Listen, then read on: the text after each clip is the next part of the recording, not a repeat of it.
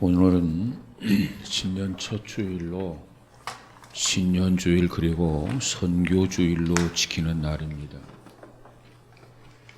우리 하나님께서 무엇보다도 우리로 하여금 선교하는 것을 가장 기쁘게 여기시고 선교를 통해서 하나님이 큰 영광을 받으시는 줄로 믿습니다.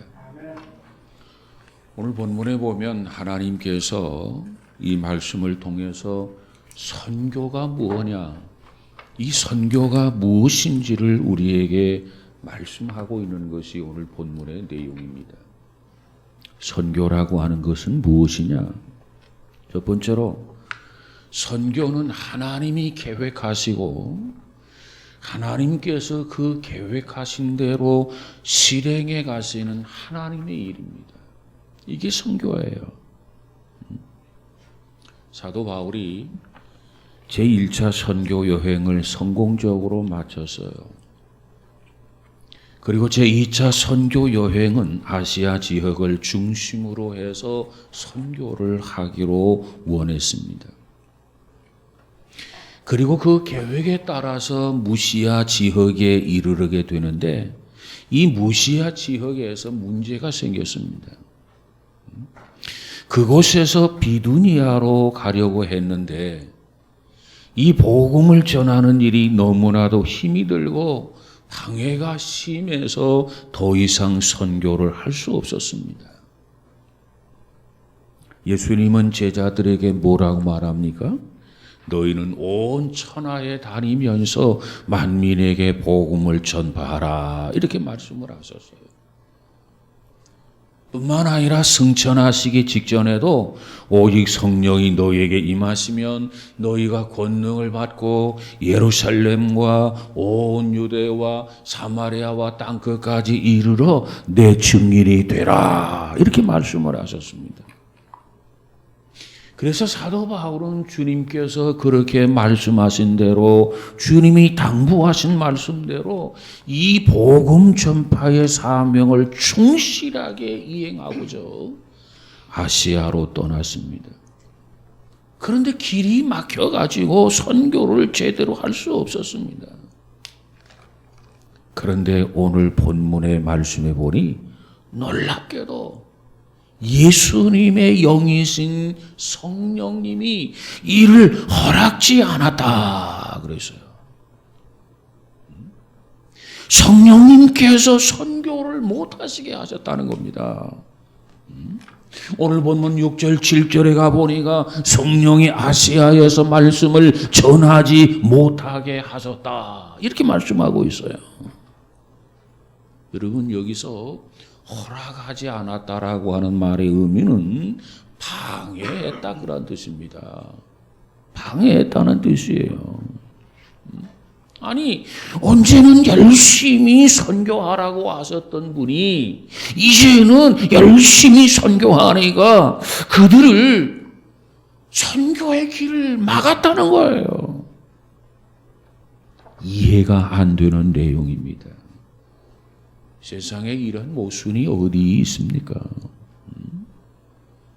이 말씀에 따라서 사도 바울은 나의 달려갈 길과 주 예수께 받은 사명, 곧 하나님의 은혜의 복음을 증언하는 일에는 일을 마치려 하면은 나의 생명을 조금 더 귀한 것으로 여기지 아니한다, 이렇게 말하고 있습니다. 이렇게 다짐하고 이렇게 결심하면서 어디든지 달려가서 이 복음을 전하겠다 애쓰고 있는데, 그것도 다른 사람도 아니고 다른 분도 아니고 성령께서 못 가게 하시니 쉽게 이해가 되지 않는 부분입니다. 그래서 바울은 답답해서 실망할 수밖에 없었습니다. 바울의 일행은 마치 목적지를 향해서 항해하던 배가 풍랑을 만나가지고 전혀 원하지 않는 곳으로 밀려가는 것처럼 전혀 생각지 않은 길로 가게 된 거죠. 이 길도 막히고 저 길도 막혀서 더 이상 앞으로 나갈 수 없는 이 바울의 일행, 아시아 북서쪽 끝자락인 드로아까지 왔습니다. 드로아. 이것은 아시아와 유럽을 연결해주는 그런 항구 도시입니다.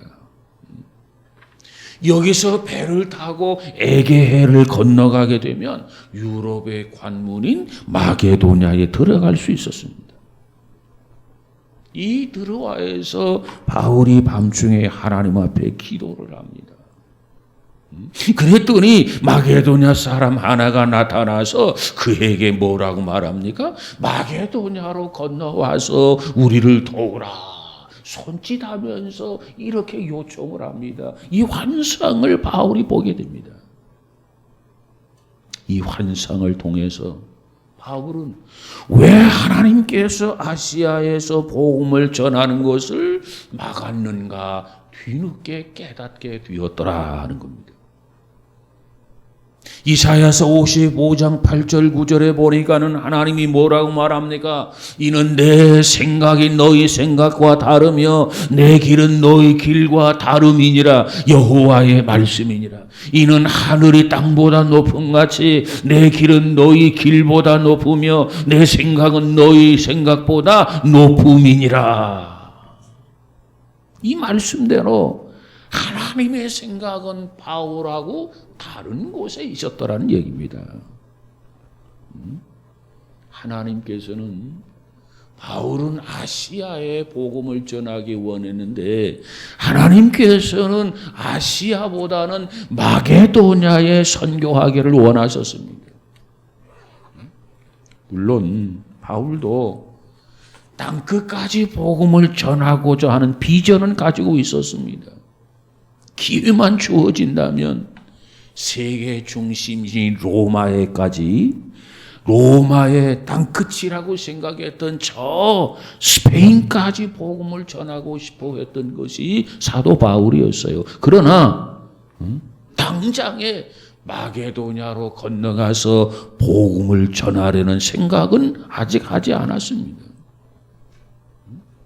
바울은 우선 아시아의 복음을 전하려는 생각을 가지고 있었더라는 얘기입니다. 그런데 하나님께서는 바로 이 환상을 통해서 뭐라고 말씀하느냐? 이 바울의 생각과는 다르게 아시아가 아니라 이 마게도냐로 건너가서 복음을 전하라. 이것이 하나님의 뜻이었다는 거예요. 여러분, 성령께서 마게도냐로 건너가라고 하신 것은 아시아에 복음을 전할 필요가 없다 그런 뜻이 아닙니다. 유럽 쪽으로 먼저 복음을 전하라. 이것이 하나님이 원하셨던 뜻이었던 겁니다. 왜? 하나님께서는 이미 유럽 선교를 미리 준비해 놓으셨단 말이에요. 어떻게 준비해 놓았느냐? 기원전 4세기 무렵에 알렉산더 대왕을 통해서 고대 그리스 지중해 연안을 정복하게 됩니다. 그리고 그 땅을 정복하면서 언어를 모두가 다 헬라어로 통일시켜 버렸어요. 언어가 하나가 되었단 말이에요. 이건 하나님이 하시는 일입니다. 뿐만 아니라 로마 제국의 강력한 군사력으로 지중해를 중심으로 한 많은 나라를 정복을 하게 되는데, 그리고 유럽 일대의 전리품과 곡물을 로마로 운반하기 위해서 로마를 향하여 도로를 다 개설하게 됩니다. 바울은 이렇게 알렉산더가 보급해 놓은 헬라어로 복음을 전하기 시작했고 헬라어로 바울 서신을 기록하게 하셨습니다.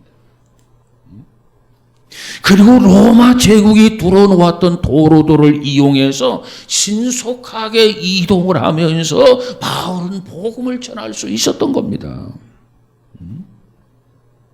하나님께서는 이처럼 당시 세계 최강대국이었던 로마 제국에 복음이 전파되고 로마 제국을 통해서 기독교를 세계적인 종교로 발전시킬 계획을 가지고 하나님이 있었다는 겁니다.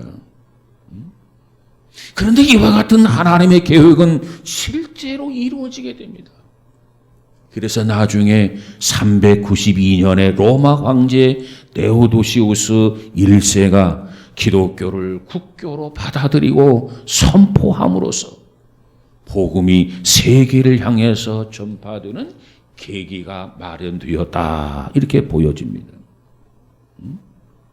그래서 하나님께서는 바울은 아시아로 복음을 전하려고 했는데 하나님께서 그 길을 막으셨던 겁니다.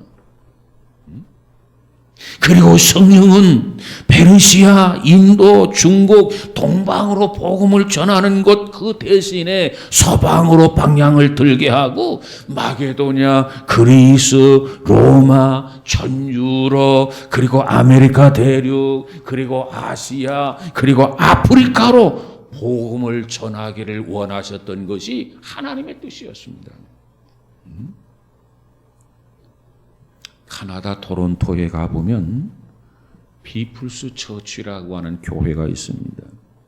이 교회는 무엇으로 유명하냐면 선교사를 많이 파송한 유명한 교회로 이름이 나 있어요. 이 교회 담임 목사가 누구냐면 오스왈드 제이 스미스라고 하는 목사님이 있습니다. 이 목사님께서는 선교사가 원래 꿈이었습니다. 그래서 선교사로 나아가기 위해서 하나님 앞에 기도하면서 준비했는데 이 선교의 길이 열릴 듯 하면서 자꾸 선교의 길이 막혔더라는 겁니다. 어느 날 스미스 목사님께서 하나님 앞에 기도합니다. 하나님, 선교사로 나가기 원합니다. 길이 열려지게 하옵소서. 문이 열려지게 하옵소서. 이와 같이 이 스미스 목사님이 간절히 하나님 앞에 기도했어요. 그런데 그때 마음속에 로마서 8장 28절 하나님을 사랑하는 자 곧 그 뜻대로 부르심을 입은 자들에게는 모든 것이 합력하여 선을 이루느니라. 그 말씀이 생생하게 음성으로 들려왔습니다. 그 음성을 듣고 나서 스미스 선교사는 하나님께서 나로 하여금 선교사로 나가지 못하게 하는 것도 이것도 하나님의 뜻이구나. 이렇게 생각을 하면서 이 선교사님은 내가 선교사로 나가기 전에 나가는 대신에 열심히 목회를 해서 교회를 성장시키고 교회를 건강한 교회로 이렇게 부흥시킨 다음에 선교사로 많은 사람을 파송해야 되겠다. 이렇게 결심을 하게 됩니다. 그리고 나서 자신이 선교사로 나가는 것은 포기하고 열심히 목회를 합니다. 그러면서 교회를 놀랍게 성장을 시켰어요. 그리고 그 교회는 세계 각처의 선교사를 파송하는데 선교사를 그 교회가 350명을 파송하는 유명한 교회로 성장한 교회입니다. 이 목사님은 선교사로 나가기 원해서요. 그런데 하나님의 뜻은 그게 아니고 목회를 열심히 하고 교회를 부흥시키고 그리고 선교사를 파송하기를 하나님이 원하셨단 말이에요. 30년간 남부, 중앙, 동부 아프리카에서 선교와 탐험에 큰 업적을 남겼던 사람이 있는데 그게 누구냐? 리빙스턴이라는 사람입니다. 원래 이 리빙스턴이라고 하는 사람은 중국으로 선교를 가기 위해서 계획을 세우고 기도하며 준비를 했습니다. 그런데 역시 중국의 이 선교의 문이 열릴 듯 하다가 또 닫히고 그랬습니다. 아편 전쟁이 일어나면서부터 이 중국 땅에 영국인의 입국을 허락하지 아니하고 막아버렸어요. 일체 영국인은 중국에 들어오지 못하도록. 그래서 중국에 선교를 가려고 준비하고 기도해 왔는데 그 길이 막히는 바람에 이 리빙스턴이 방향을 들어서 어디로 가느냐? 아프리카로 가게 됩니다. 이처럼 하나님께서는 이 리빙스톤을 중국이 아닌 아프리카로 인도해서 일생 동안 복음의 빛으로 캄캄한 아프리카를 밝히는데 위대한 역할을 해낸 것이 리빙스톤입니다. 선교의 아버지라고 일컬어지는 윌리엄 컬이라는 사람이 있어요. 이 사람은 기도하면서 남태평양에 선교사로 가려고 애를 썼습니다.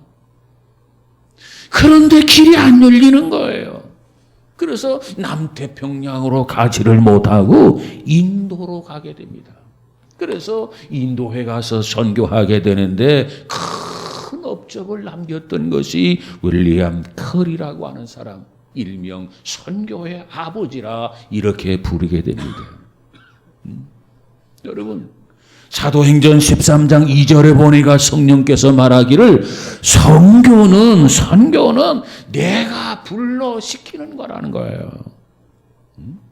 내가 불러서 시키는 사역, 시키는 일이라는 거, 이게 선교라는 겁니다. 그렇습니다. 마게도냐 사람 한 사람이 나타나서 건너와서 우리를 도우라, 이 환상을 보았습니다. 하나님께서는 선교는 하나님이 하시는 일이라, 우리가 하는 일이 아닙니다. 선교는 사람이 하는 일이 아닙니다. 이 선교는 하나님이 계획하시고 하나님이 계획하신 대로 진행하며 반드시 성취하시는 그와 같은 일이 바로 선교라는 거예요. 우리가 하는 일 같지만 우리가 하는 일이 아닙니다. 그러므로 우리는 하나님이 하시는 이 일에 대해서 우리는 거부해서는 안 됩니다. 절대로 방해하거나 우리는 가로막을 수 없습니다. 하나님이 하시는 일에 대해서 우리는 묵묵하게 협력하고 순종해서 하나님의 뜻을 이루는 그러한 성도들이 되어야 될 줄로 믿습니다. 이게 선교예요. 선교는 하나님이 하시는 거다. 내가 아는 게 아닙니다. 두 번째로 선교는 한 영혼을 사랑하고 구원하는 일부터 시작되는 것이 선교입니다. 한 영혼.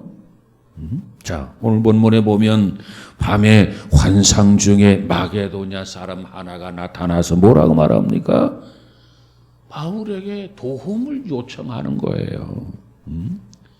수십 명, 수백 명이 나타나서 도움을 요청하는 게 아니고 한 사람이 환상 중에 나타나서 바울에게 요청을 하잖아요. 도와달라고 요구하잖아요. 그때 바울은 그 한 사람을 전 유럽을 대표하는 사람으로 보았습니다. 그렇습니다. 선교는 한 영혼을 구원하는 것, 한 영혼을 사랑하고 한 영혼을 구원하는 일부터 선교가 시작이 되는 거예요. 바울은 한 영혼이지만은 그 한 영혼을 소중히 여기는 마음으로 에게해를 건너서 마게도냐로 가게 됩니다. 그리고 그곳에 도착해서 강가에서 옷감 장사 루디아를 만나가지고 그에게 복음을 전하고 그 루디아가 바로 첫 번째 신자가 되게 됩니다. 그 후 귀신 들려 시장에서 점을 치던 소녀에게 예수의 복음을 전하고 귀신을 쫓아내주게 됩니다. 그 일로 인해서 매를 맞게 되고 감옥에 갇히는 일이 있었고 한밤중에 각 옥문이 흔들리면서 옥문이 활짝 열리게 되고 그 일로 인해서 옥사장의 가족들을 모두 세례주고 구원받는 역사가 있었음을 우리는 성경을 통해서 보게 됩니다. 이렇게 해서 세워진 교회가 어느 교회냐? 빌립보 교회라는 교회입니다. 그러니까 이 마게도냐로 건너가서 첫 번째 교회 빌립보 교회, 이게 첫 번째 세워진 교회입니다. 이 빌립보 교회는 바로 루디아를 중심으로 해서 세워진 교회예요. 이 빌립보 교회가 훗날 보면 바울이 로마의 감옥에서 순교할 때까지 선교의 후원자가 되어서 끊임없이 그를 위해서 기도해주고 선교 헌금으로 도움을 주었던 교회가 빌립보 교회였습니다. 여러분, 우리는 선교하게 될 때 물론 거창하고 큰 성과가 있으면 얼마나 좋겠습니까?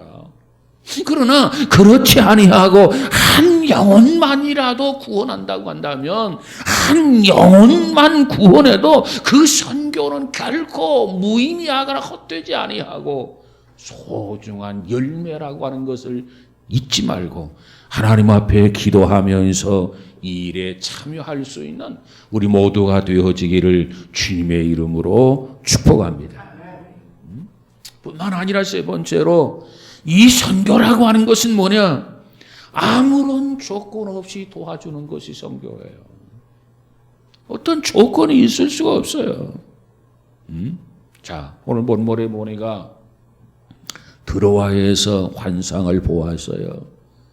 마게도냐 사람이 나타나서 손짓을 하면서 이리 건너와서 우리를 도와달라. 자, 여기서 도와달라라고 하는 말, 헬라어 보이데손이란 말인데, 이 보이데손이라고 하는 말은 울음소리를 듣고 달려가다, 그 소리예요. 울음소리를 듣고 달려가다. 여러분, 어린아이들이 아직 말문이 트이지를 못해서요. 말을 아직 못해요. 그런데 그 말을 하지 못하는 어린아이들이 배가 고프면 어떻게 합니까? 말을 하지 못하는 어린아이들이 기저귀를 갈아달라고 어떻게 표현을 합니까? 말을 한다고 한다면 엄마 배고파, 엄마 기저귀 갈아줘, 이렇게 말할 수 있겠지만 아직 언어가 트이지를 못했단 말이에요. 그러면 언어가 트지 못했던 어린아이들이 어떻게 표현을 합니까? 울음을 통해서 엄마에게 의사표시를 합니다. 울음을 통해서. 어린아이가 울어대요. 그러면 엄마가 보면서 그래, 먹을 때 됐지 하면서 다시 젖을 물리잖아요. 어린아이가 쉬를 해서 기저귀가 젖었어요. 찝찝해요. 그러면 어린아이가 울어댔어요. 아, 너 쉬를 했구나. 엄마가 그래서 아이의 기저귀를 갈아줍니다. 마찬가지라는 거예요. 이 마게도냐의 영혼들이 울면서 우리를 도와달라, 우리를 도와달라 손짓을 하면서 복음 전도자 사도 바울을 기다리고 있었다는 겁니다. 우리를 도와달라, 우리에게 복음을 달라, 우리가 구원받도록 해다오. 바울은 그 환상을 보면서 이 생명의 복음을 기다리고 있는 마게도냐 사람들, 구원을 요청하고 있는 그들을 향해서 그들을 돕기 위해서 바다를 건너가게 됩니다. 그렇습니다. 하나님께서 140여 년 전에 이 땅에 선교사를 보내게 된 것은 이 나라의 불쌍한 영혼들이 건너와서 우리를 도와달라, 우리 영혼을 구원해달라 부르짖음이 있었기 때문에 하나님께서 선교사를 보내주신 것을 믿으시기를 바랍니다. 우리나라의 최초의 선교사가 누굽니까? 최초의 선교사는 언더우드라고 하는 사람이 언더우드. 자, 그런데 이 언더우드라고 하는 사람이 우리나라에 선교사로 올 생각은 없었다는 겁니다. 전혀 생각을 하지 않고 있었어요. 그가 신학교를 다니던 1883년 어느 날 신학교의 한 모임에서 알버트라고 하는 목사님이 설교를 하는데, 그 알버트라고 하는 목사님이 설교를 하면서 처음 조선 민족에 관한 소식을 언더우드가 접하게 되었다고 하는 겁니다. 이 알버트 목사님은 우리 조선에 대해서 다음과 같이 말했습니다. 뭐라고 했냐면 지금 조선은 1300만 민족이 복음이 무엇인지 전혀 모르는 채 가난과 질병과 학대 속에서 쓰러져 가고 있습니다. 그 나라가 드디어 작년에 문호를 개방했습니다.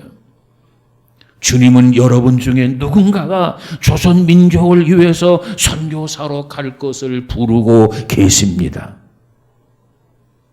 알버트 목사님은 호소력이 있는 이 메시지, 이 설교를 통해서 많은 신학생들에게 감동과 도전을 주었다는 겁니다.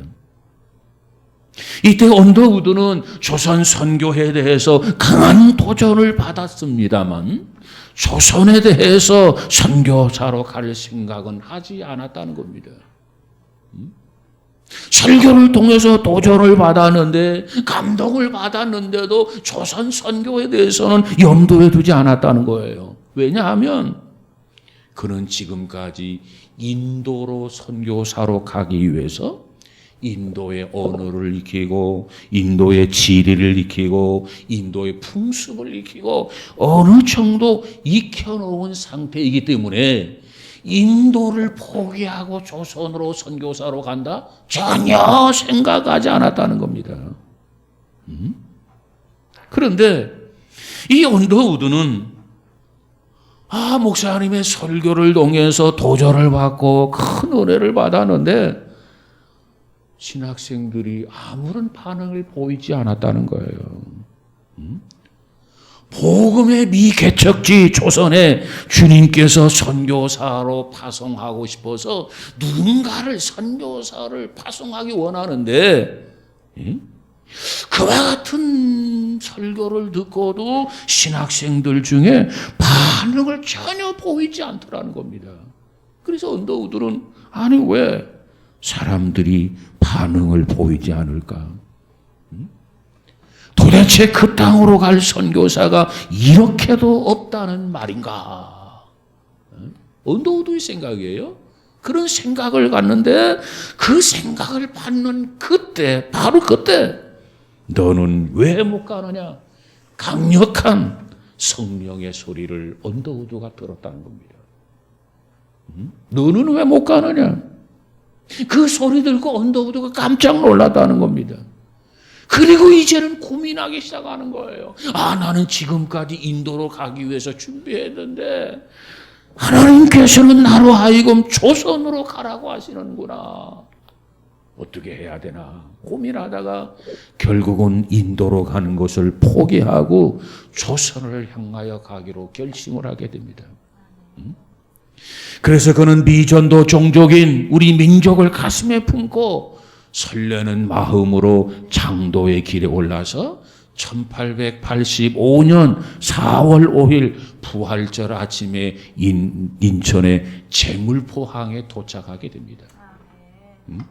한국교회는 이날을 최초로 기독교가 우리나라에 들어온 날로 정하였습니다. 그래서 언더우드는 최초의 교회인 세문안교회를 시작으로 해서 교회 개척 사역을 시작을 했고 연세대학교 전신인 연희전문학교를 시작으로 해서 교육 사업을 통하여 한국의 젊은이들, 잠자는 젊은이들을 깨우기 시작했습니다. 그리고 언더우드의 뒤를 이어서 한국에 들어온 수많은 선교사들도 우리나라에 들어와서 교회를 세우고 학교를 세우고 병원을 세우고 양로원을 세우고 고아원을 세워 주었습니다.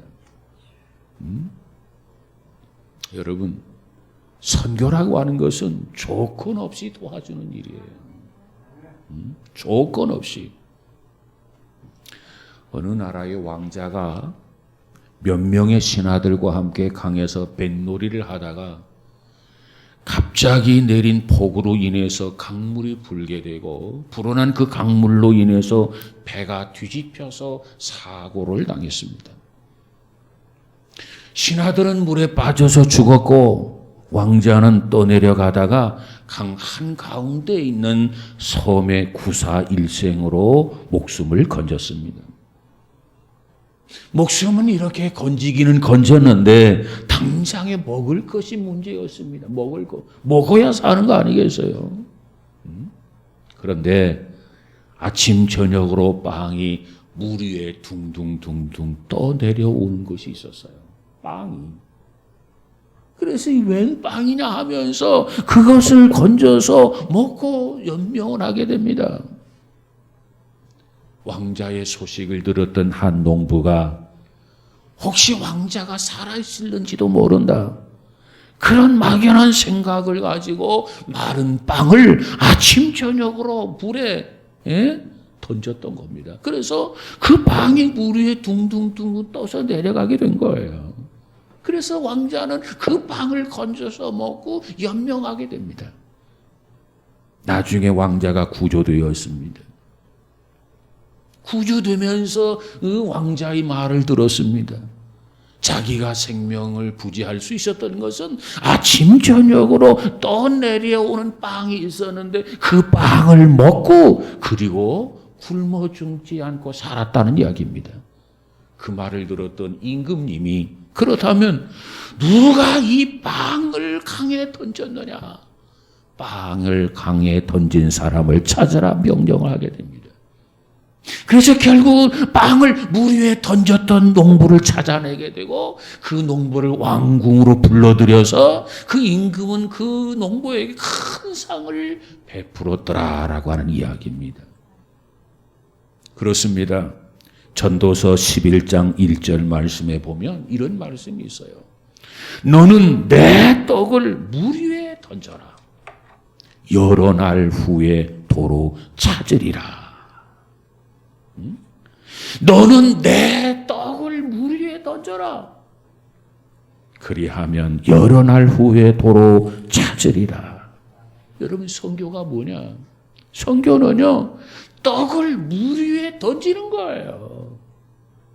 이게 선교입니다. 아무런 조건 없이 아무런 미련 없이 그저 거저 도와주는 거 이것이 바로 선교라는 거예요. 조건 없이 주기만 하면 물 위에 떡을 던지는 것처럼 부질없는 일처럼 보일는지 모르지만은 언젠가는 다시 찾을 때가 있다는 겁니다. 이게 선교예요. 여러분 이 선교는 지금 이 시대의 과제입니다. 시대적 과제. 지금 세계 도처에서 우리를 청하여 건너와서 우리를 도우라 구조 요청을 하고 있습니다. 울부짖는 소리가 여러분 들리지 않습니까? 오늘 마게도냐 사람들의 그 울부짖는 소리가 세계 도처에서 지금도 우리를 향해서 울부짖고 있단 말이에요. 울부짖고 있단 말이에요. 우리는 내 발등에 불을 끄기도 급하다. 나 살기도 바쁘다. 우리도 어렵다. 외면할 수 있겠지만 외면해서는 안 됩니다. 선교는 뭐라고 말하느냐? 내가 거저 받았으니 거저 주라는 거예요.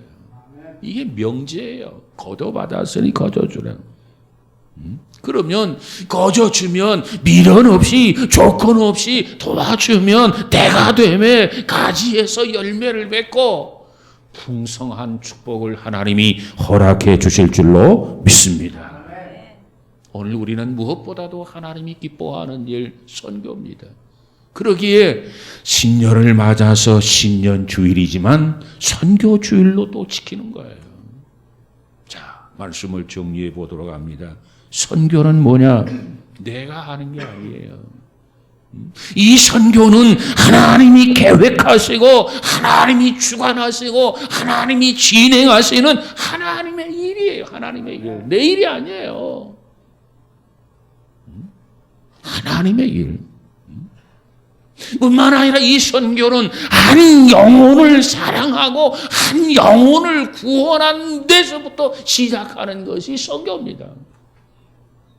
거창한 사람들, 그 사람들을 구원하는 일은 처음부터 이루어지는 게 아니라 한 영혼을 사랑하고 한 영혼을 구원하면서부터 수많은 영혼들이 구원받게 되는 것을 믿으시기 바랍니다. 이게 선교예요.